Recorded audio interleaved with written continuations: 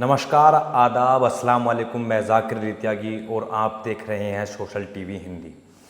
दोस्तों, 2014 में उत्तर प्रदेश के ज़िला गाज़ियाबाद के दादरी से मॉब लिंचिंग का सिलसिला जो शुरू हुआ था वो हरियाणा के भी दादरी पहुंच गया है। हाँ, वही दादरी जो एक उत्तर प्रदेश में हुआ करता था, वो एक वही दादरी जो हरियाणा में हुआ करता है।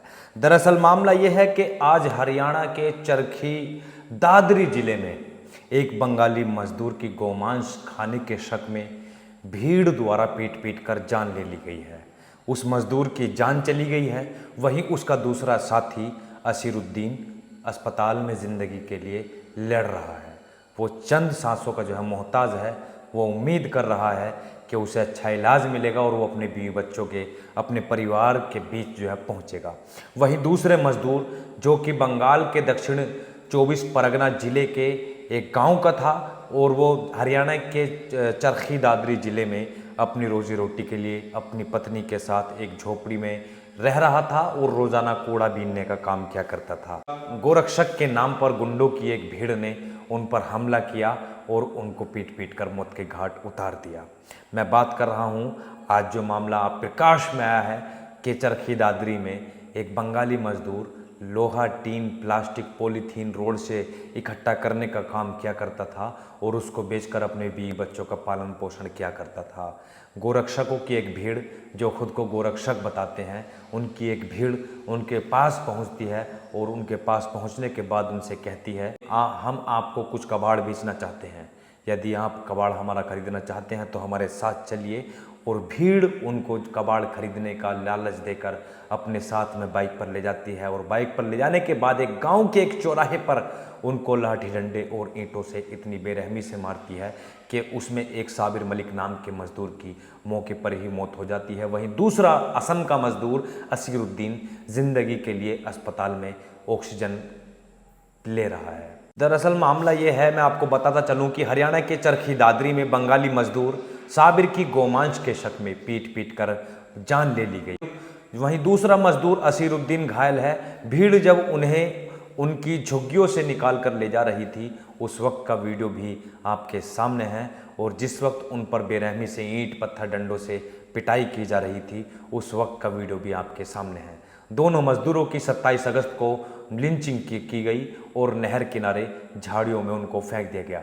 गोरक्षा दल के गुंडे चरखा दादरी के बाठड़ा गांव में बनी झुग्गियों में रहने वाले दक्षिणी 24 परगना जिले के निवासी साबिर मलिक और उसके दूसरे मजदूर साथी जो कि असम का रहने वाला था सिरुद्दीन के पास पहुंचे और उनसे कहा, हमारे पास कुछ कबाड़ है, हमारे साथ चलो और ख़रीद लो। मजदूर प्लास्टिक, पॉलीथीन जैसा कबाड़ बीनने का काम करते थे। उन्हें कबाड़ बेचने के बहाने अपने साथ वो बाइक पर बैठा कर ले जाते हैं और गांव के एक चौराहे पर बेरहमी से मारा गया, पीटा गया, जिसमें साबिर की मौत हो गई। साबिर की उसमें जान चली गई और उसका दूसरा साथी अशीरुद्दीन घायल है। घायल और मृतक को भांडवा गांव के समीप एक नहर किनारे झाड़ियों के बीच में फेंक दिया गया। पुलिस को जो बंगाल का मजदूर था साबिर मलिक, उसकी लाश मिली और घायल को पुलिस ने अस्पताल में भर्ती किया है। पुलिस ने इस मामले में 7 आरोपियों जिसमें 2 नाबालिग के खिलाफ मुकदमा दर्ज कर अभिषेक, रविंद्र, मोहित, कमलजीत और साहिल को गिरफ्तार किया है। नायब सिंह सैनी को इस मामले में तुरंत संज्ञान लेना चाहिए था, लेकिन नायब सिंह जो कि हरियाणा के चीफ मिनिस्टर है, जब उनसे सवाल किया गया कि आपके राज्य में, आपके हरियाणा के चरखी दादरी जिले में एक साबिर मलिक नामक युवक की पीट पीट कर जो है जान ले ली गई है और उसके दूसरे साथी असम के मजदूर असीरुद्दीन को घायल कर दिया गया है, जब उनसे सवाल पूछा गया तो उन्होंने कहा, उन्होंने इन मृतकों के और घायल के समर्थन में एक संवेदना से भरा हुआ शब्द तक नहीं इस्तेमाल किया। उन्होंने सीधा कहा, गाय भावनाओं से जुड़ी हुई है, गाय भावना से जुड़ी हुई है और कोई भी अगर ऐसा देखेगा तो बर्दाश्त नहीं कर पाएगा। क्या था हरियाणा के चीफ मिनिस्टर नायब सिंह सैनी का बयान, वो भी आप स्क्रीन पर सुन सकते हैं।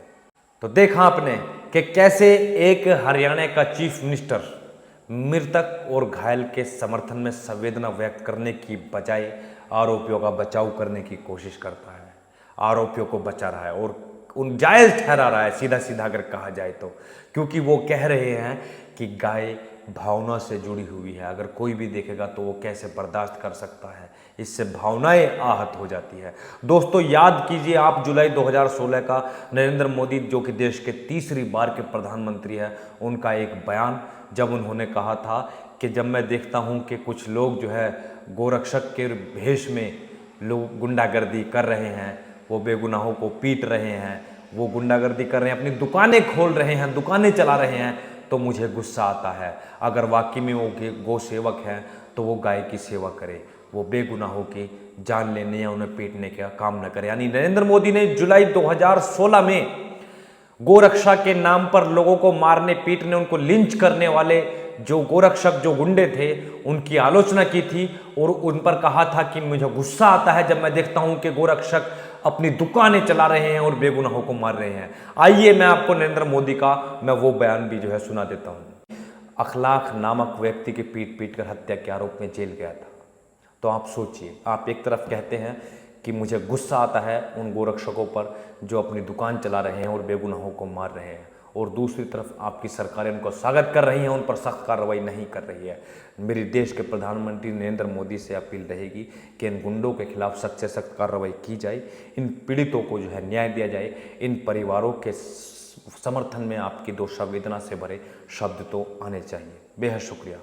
दोस्तों आपने एक तरफ प्रधानमंत्री नरेंद्र मोदी का बयान सुना जिसमें मोदी जी गोरक्षक के नाम पर दुकान चला रहे गुंडों की आलोचना कर रहे हैं। वो बता रहे हैं कि मुझे गुस्सा आता है, आपके गोरक्षा के नाम पर दुकानें चला रहे हैं और आप जो है बेगुनाहों को मार रहे हैं, पीट रहे हैं। और दूसरी तरफ उन्हीं के बीजेपी शासित राज्य के चीफ मिनिस्टर नायब सिंह सैनी को सुनिए जो कह रहे हैं कि गाय एक भावना से जुड़े हुआ, गाय भावना से जुड़ी हुई है। कोई भी अगर देखेगा कि कोई गोमांस खा रहा है तो कैसे बर्दाश्त किया जा सकता है। नरेंद्र मोदी को यह बयान याद करना चाहिए जो उन्होंने आज से लगभग 8 साल पहले दिया था। क्या उनको एक गौरक्षकों की एक झुंड द्वारा एक बंगाली मजदूर और असम के मजदूर के पीटे जाने के मामले में ये वीडियोस देखकर क्या उनको अभी भी गुस्सा आता है? हाँ प्रधानमंत्री जी, यदि आपको वाकई में अगर गुस्सा आता है तो हम आपका गुस्सा जब जाहिर समझेंगे कि यदि आप उन पर कार्रवाई करवाते हैं। हम समझेंगे कि आपको जो है वाकई जो है गुंडों पर जो है गोरक्षा के नाम पर गुंडागर्दी करने वाले गुंडों पर वाकई में गुस्सा आता है। आप सिर्फ जबान से नहीं बोलते हैं बल्कि आप करके भी दिखाते हैं। हम तब मानेंगे जब आप असम के मजदूर और बंगाल के मजदूर को पीटने और मौत के घाट उतारने वाले इन गुंडों पर, जो कि आपके हरियाणा के बीजेपी शासित राज्य में चरखी दादरी जिले में हुआ है, जब आप इस परिवार को जो है इंसाफ देंगे, जब आप इन गुंडों पर सख्त से सख्त कार्रवाई देंगे, जब आप कार्रवाई करेंगे उन लोगों पर जो गौमांस के नाम पर, जो गाय के नाम पर आए दिनों कभी किसी को ट्रेन में मार देते हैं, कभी चलते फिरते राहगीर को मार देते हैं, कभी किसी मुसाफिर को मार देते हैं। मॉब लिंचिंग का सिलसिला आपकी सरकार तीसरे बार की है लेकिन अभी तक रुकने का और थमने का नाम नहीं ले रहा है। प्रधानमंत्री जी, हम आपको मानेंगे कि जब गाय के नाम पर किसी मुसलमान की जान ले ली जाती है कि आपको गुस्सा आता है, तब मानेंगे जब आप सख्त से सख्त कार्रवाई करने का आदेश देंगे। लेकिन अफसोस ये है कि आपके सरकारें जो गाय के नाम पर मुसलमानों को मारने और उनको मौत के घाट उतारने वालों को जब जेल भेजा जाता है तो आपकी सरकारें, आपकी सरकार से जुड़े हुए नेता, आपकी पार्टी से जुड़े हुए नेता उनको महिमा मंडित करते हैं, उनके गले में फूल मालाओं से स्वागत करते हैं, उनके गले में फूल मालाएं डालकर उनका स्वागत करते हैं, उनको लंबी लंबी गाड़ियों से, बड़ी बड़ी गाड़ियों से उनके घर पर छोड़ा जाता है। और अफसोस तो यह है कि जब एक चीफ मिनिस्टर का एक प्रोग्राम होता है तो बाकायदा गोरक्षा के नाम पर दादरी में अखलाक की हत्या करके जेल जाने वाले गुंडे को चीफ मिनिस्टर योगी आदित्यनाथ के प्रोग्राम में सबसे अगली कतार में मेन जो वीआईपी जो चेयर होती हैं उनमें जगह दी जाती है और वहाँ पर लिखा जाता है कि ये फला के लिए रिजर्व है। जब उसकी तफ्तीश की जाती है तो मालूम चलता है कि चीफ मिनिस्टर योगी आदित्यनाथ के एक प्रोग्राम में जो ये चेयर रिजर्व है, ये उस व्यक्ति के लिए रिजर्व है जो 2014 में